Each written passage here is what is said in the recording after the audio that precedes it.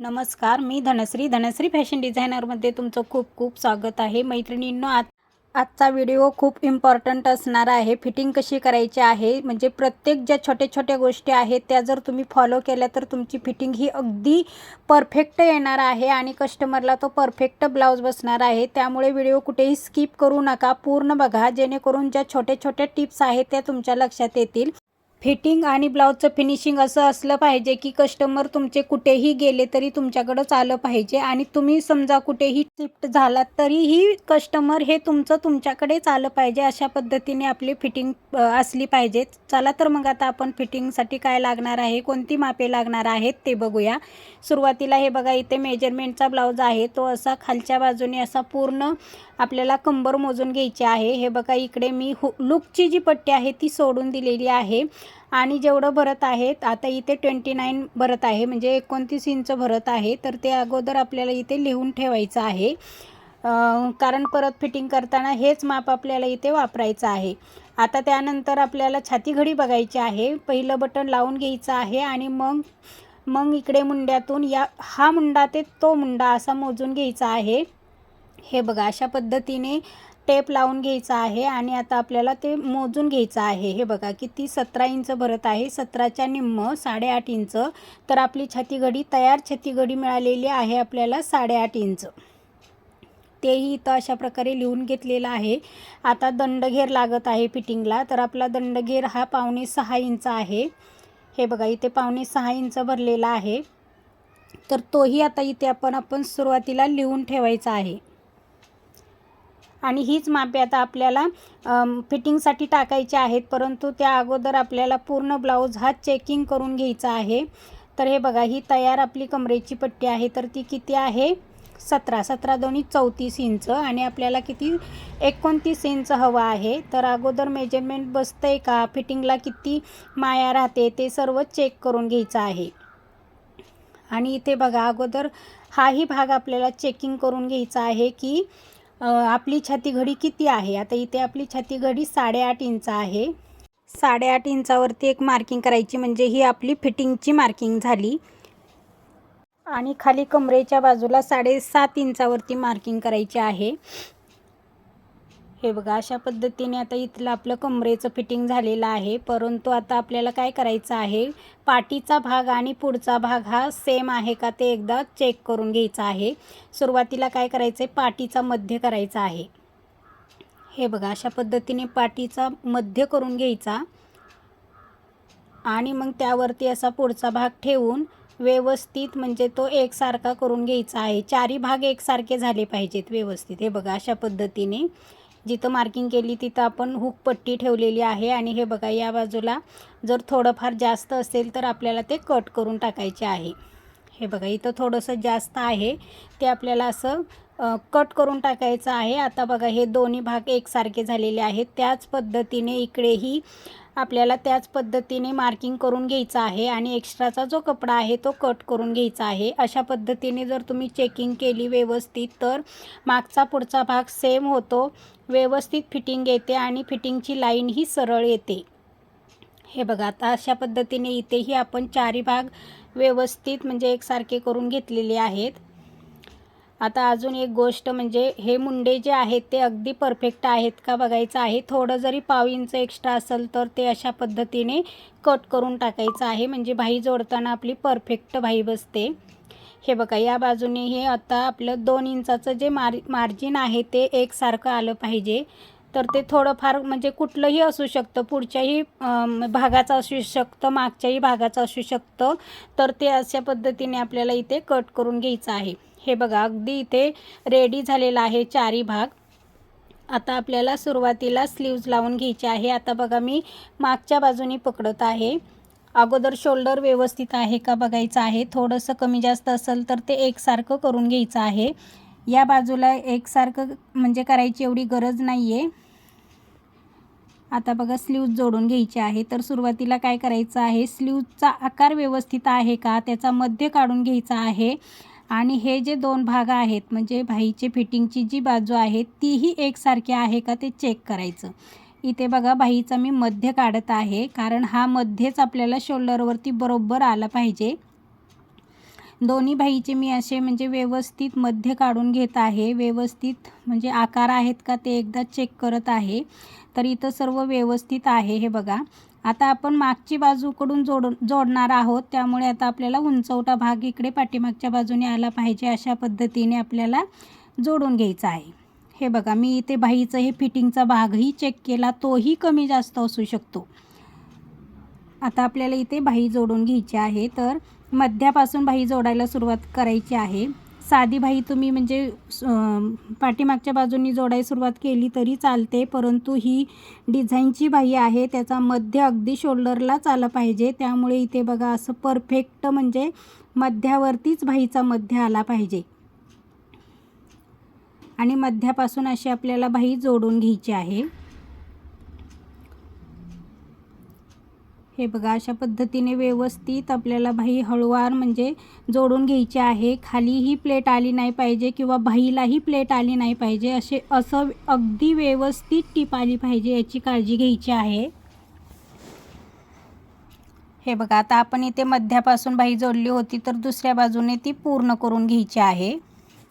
मैत्रिणींनो, आपल्या चॅनलला सपोर्ट करा, कारण आपल्या चॅनलवर नवीन नवीन अशा आयडियाज मी देत असते.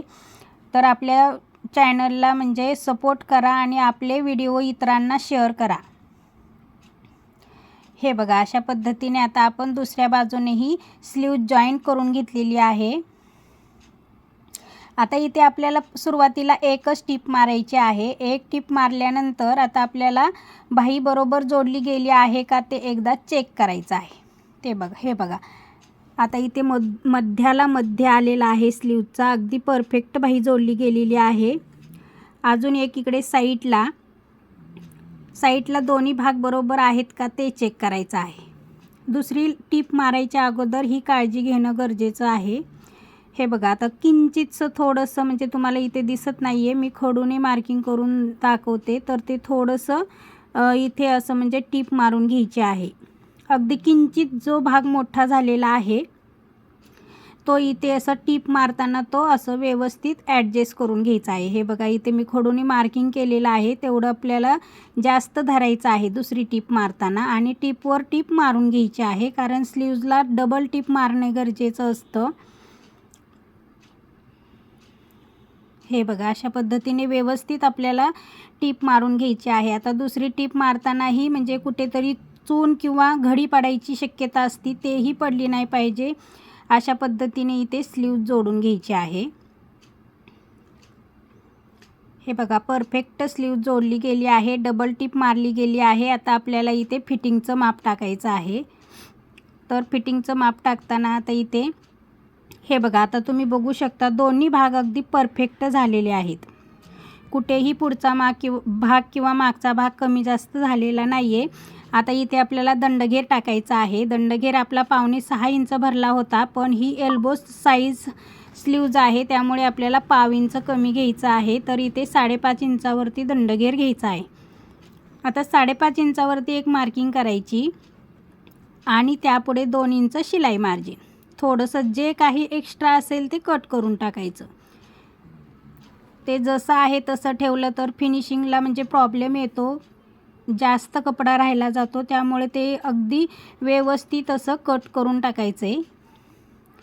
आणि आता आपल्याला फोल्ड पद्धतीने म्हणजे फिटिंग करायची आहे, त्यामुळे आपल्याला इकडे सरळ बाजूनीच टीप मारायची आहे. सरळ बाजूनी टीप मारताना जे जॉईंट आहेत बाही जोडलेले ते बाहीच्या बाजूला घ्यायचे आहेत, म्हणजे पुढच्या बाजूला ते दोन्ही घ्यायचे आहेत आणि अशी व्यवस्थित टीप मारून घ्यायची आहे. कवर शिलाईची ही टीप आहे. ही टीप मारल्यानंतर ब्लाऊज हा उलटा करायचा आहे आणि त्याच्यानंतर एक आपल्याला दाब टीप मारायची आहे किंवा 1/2 इंचाची टीप मारायची आहे. हे बघा, अशा पद्धतीने बाही उलटी करून घ्यायची आहे व्यवस्थित.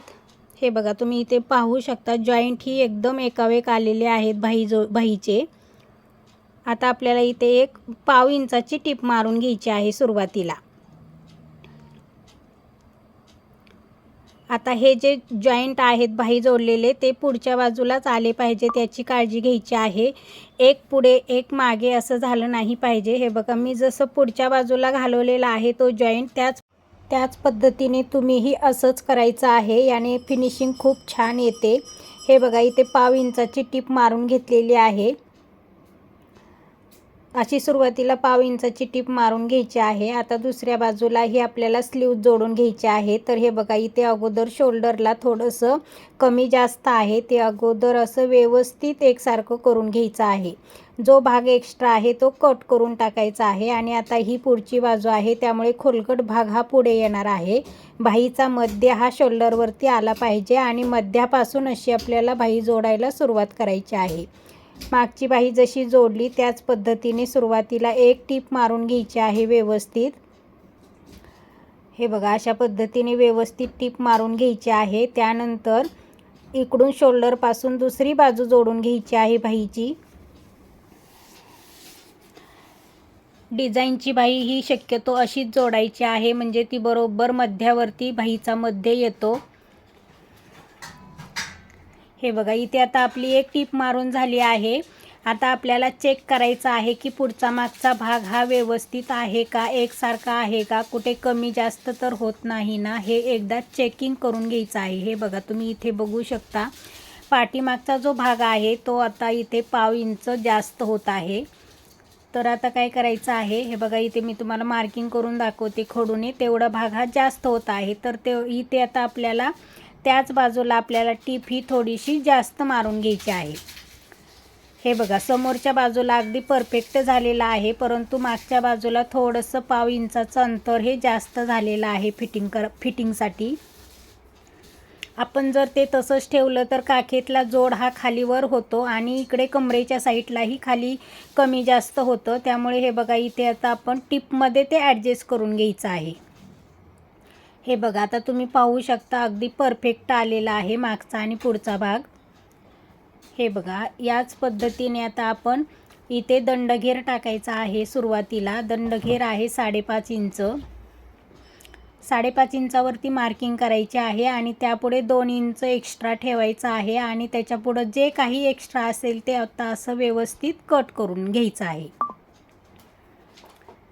हे बघा अशा पद्धतीने इथे व्यवस्थित कट करून घेतलेला आहे आणि त्यानंतर आता आपल्याला इथे अशी टीप मारून घ्यायची आहे. सरळ बाजूनीच टीप मारायची आहे आणि उलटी केल्यानंतर आपल्याला तिथे कवर शिलाई मिळते. हे बघा आता जे बाहीचे जॉईंट्स आहेत ते मी पुढच्या बाजूलाच केलेले आहेत आणि व्यवस्थित अशी टीप मारून घेत आहे. आता टीप मारल्यानंतर जे धागे दोरे असतात ते व्यवस्थित कट करून घ्यायचे आहेत आणि ब्लाऊज परत असा उलटा करून घ्यायचा आहे. आणि आता आपल्याला साईडला एक 1/2 इंचाची टीप मारायची आहे. हे बघा अशा पद्धतीने एक 1/2 इंचाची टीप मारून घ्यायची. कवर शिलाई दिली आहे आपण दोन्ही साईडला अशा पद्धतीने आणि यानंतरच आता आपल्याला फिटिंगचं माप टाकायचं आहे. आता सुरुवातीला आपल्याला कमरेच्या बाजूचं मेजरमेंट घ्यायचं आहे. तर आता आपली तयार कंबर आहे 29 इंच. हुकाच्या बाजूने मी टेप धरलेला आहे हुकपट्टीच्या आणि जिथं कुठे 29 इंच भरत आहे तिथं असं मार्किंग करायचं आहे. हे बघा अशा पद्धतीने 29 इंचावरती मार्किंग केलं आणि जे उरलेला जो भाग आहे त्याचा आता आपल्याला इथे 4 भाग करायचे आहेत. हे बघा हे 4 भाग कशा पद्धतीने करायचं, हे बघा हे जे अंतर आहे त्याचं असं एकदा दुमडायचं आणि त्यानंतर अजून एकदा दुमडायचं, म्हणजे असं हे 4 भाग होतात आणि हे मोजून घ्यायचं आहे. आता हे मोजल्यानंतर बघा 1.5 इंच भरत आहे.